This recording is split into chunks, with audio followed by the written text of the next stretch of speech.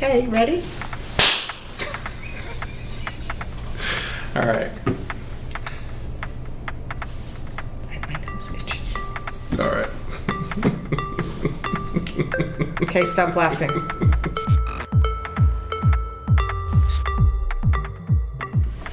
Hello and welcome back to the Main Street Minute. I'm David. I'm Claire. And today we would like to talk to you about The crazy market. the crazy market. It is crazy. We Yes. have a number of people who are in a constant, one after another, Putting in offers. offers on bidding wars that people are trying to buy houses, multiple Yes. houses, multiple offers on a house, and then Yes. again and again. And this has happened a few times with a few different people. So We have a solution. we do have a solution. Yes. And the solution today would be, Getting pre-approved from your lender. right, which is different than a pre-qualification in that with a pre-approval, you've already gone through the underwriting process, meaning that you've already checked the validity of your income, your assets, your credit history, your work history, everything that goes along with trying to be approved for a mortgage prior to actually putting in your offer.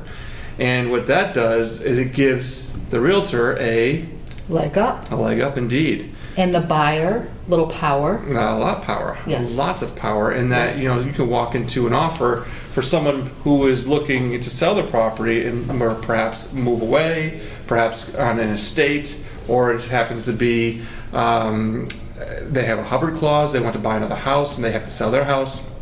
Whatever the case may be, there is a hierarchy, if you will, and people when they're making offers in real estate. And of course, the first one, the most powerful being the cash offer, no? Mm-hmm. And then it would go to Conventional. conventional, right? And then, but inside of the conventional world, the FHA world, these have become less of an issue today because a lot of what happens in the process, if you have a very good loan officer, they can really drive through the requirements of those properties much more easily and with managing expectations, so you don't have the unknown hit you and cause problems. Obviously FHA has some stringencies to the flaking of paint and so forth, but by far and large they've gone away from the ripped screens and things like that, which are missing screen door, which in the past have definitely caused problems. That no longer is the case. So when you go from a cash offer to go to a mortgage, having a pre-qualification is different today because a pre-qualification basically is just because the borrower says, hey, Mr. or Mrs. Loan Officer, I've got $50,000 in the bank, my job pays me $100,000 and I want to buy that house. Based on the criteria, if your credit score meets the minimum acceptable levels, then I've got to take your word for it. I can't ask you to verify any of that until you put in an official application, which doesn't happen until after you put an offer on a property. So, having gone through the pre-approval process allows us to vet all of the claims that a borrower has made and made them ready, if you will, to buy a home. And really the last contingency, if you will, would be the property itself. The address and the appraisal. Right. The appraisal, the address for if it's a USDA type loan, a rural development, or if it's a FHA loan, you've got loan limits within one county to the next. So it makes a difference, and what it's going to work for which property, which borrower. And if you know the limits prior to walking into it and you already have those things in mind, then the end result will go much more smoothly and you can begin, get the appraisal or the inspection appraisal and finish. But I think that we need to clarify too that some people say that they're pre-approved, but they're not pre-approved to the extent that we're talking about. Well, there's a misnomer there because many people are pre-qualified. But they use the term pre-approved.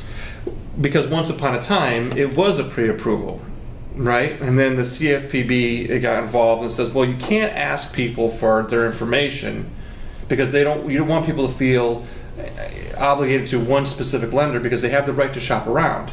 Right. So what you had to do at this point then, since you couldn't ask for things up front, you had to say, if you want to give me this information to go through an entire pre-approval process, we can do that for you, or we can give you a pre-qualification based on the information that you provided to me today. So I guess just to kind of dummy it up, is that if somebody says that they are pre-approved, a seller should say, or should ask the question, what does that entail? Is the buyer just missing the appraisal? Have they been pre-approved all the way up until they're just looking for an address? Well, I think it's more of, so you've already been through underwriting then? Yes. It's a simple question. So you've already been through underwriting. You've had all your documents reviewed by an underwriter. Because I will tell you, if I'm a seller and 4 contracts come in, and there's one that they've gone through everything and we're just waiting for an appraisal, that is just a given. Right. And so in today's environment, with all of the multiple offers that are going on to properties and seeing people in these situations, one scenario that we've won for our buyers or borrowers really has been the fact that, when you're taking everything being equal, all offers being of similar value, the standout is the having gone through the underwriting process, knowing that everything's been verified, and just having to finish up with the inspection and the appraisal of the property. And it's not any more work because you're going to have to provide all that information sooner or later, so why not do it sooner? It's true. Then just be ready. With us, so you can begin when you first initially begin the idea of looking for a property and you want to go for your pre-approval. Going through a pre-approval process and a pre-qualification process are not dissimilar.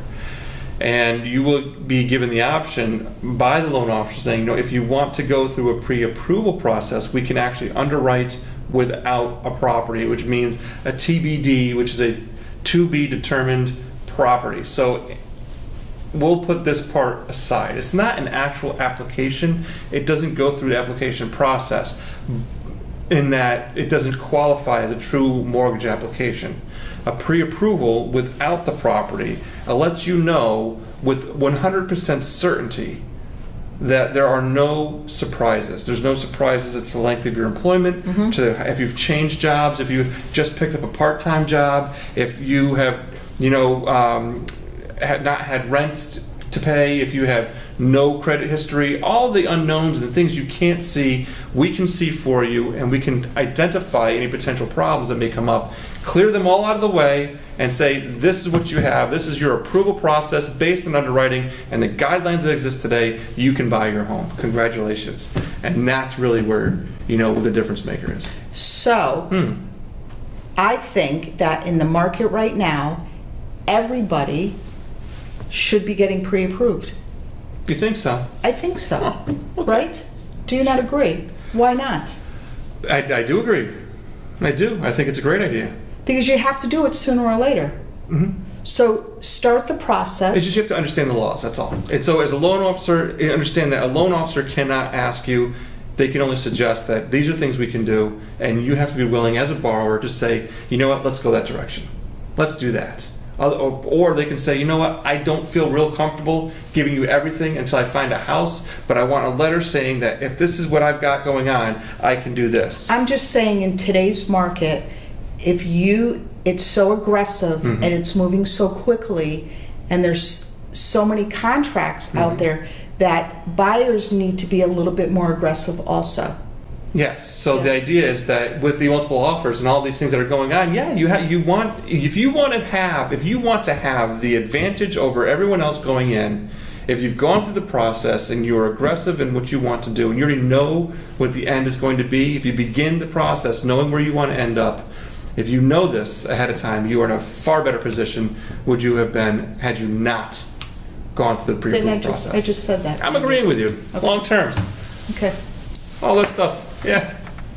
All right, so we agree. We agree. Okay. We agree. All right. Okay, so anyways, thank you everyone for joining us. We'll see you next time. Please remember to subscribe, like, and share our videos. Thank See you.